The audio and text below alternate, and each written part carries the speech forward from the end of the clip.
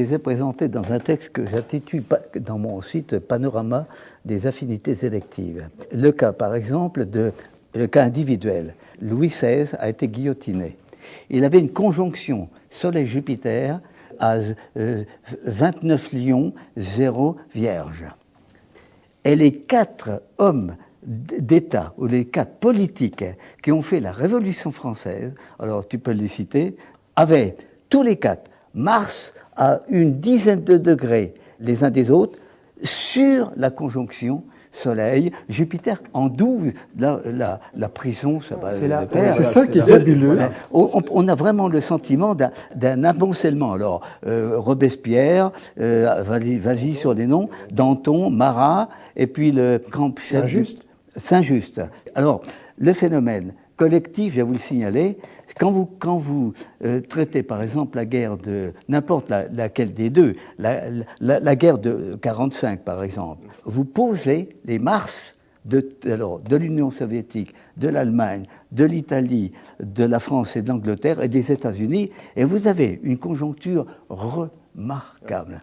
Alors, remarquable d'autant plus que ça fonctionne avec les transits d'allure de Neptune. Neptune transitait Mars de l'Allemagne nazie. Mars, quand Hitler a pris le pouvoir, il était à 21 degrés de la Vierge, quelque chose comme ça. Et alors, ça fonctionne également avec tous les... Il y a une combinatoire qui est extraordinaire. Il y a un jeu extraordinaire. Alors le Mars de l'Allemagne nazie à 21 degrés de la Vierge est au carré du Mars dans les 20 degrés des États-Unis. Et alors, ça fonctionne. Et ça fonctionne avec le déplacement des planètes. Alors, c'est vrai, ça fonctionne aussi bien sur le plan individuel que sur le plan collectif. Bien sûr. Alors, c'est souvent étonnant.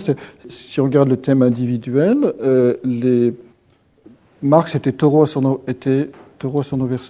verso. Bon, quand on écrit le Capital, on est forcément taureau à son verso, entre guillemets. Mais au moment, lorsqu'il est mort, en 83, la conjonction Saturne-Neptune tombait sur son soleil. C'est-à-dire, ou sur son ascendant, sur son soleil, puisque c'était en taureau. Mais ce que je veux dire, c'est qu'il y a une espèce de synchronicité incroyable entre le thème individuel et la vie collective. Et que c'est ça la magie de l'histoire, c'est-à-dire c'est lorsqu'une destinée individuelle rencontre un grand courant de conscience-énergie collective. Et la magie de l'astrologie. Et la magie de l'astrologie parce que ça rend ça objectif. Ça donne du sens. Ça permet disons que ça permet de le visualiser à travers des symboles. Donc on sait que c'est pas de la pure imagination et on peut vérifier que ça peut se répéter avec toute la complexification de la répétition en astrologie parce que le ciel est jamais identique à lui-même, donc tout ça c'est un peu compliqué à rentrer dans des statistiques.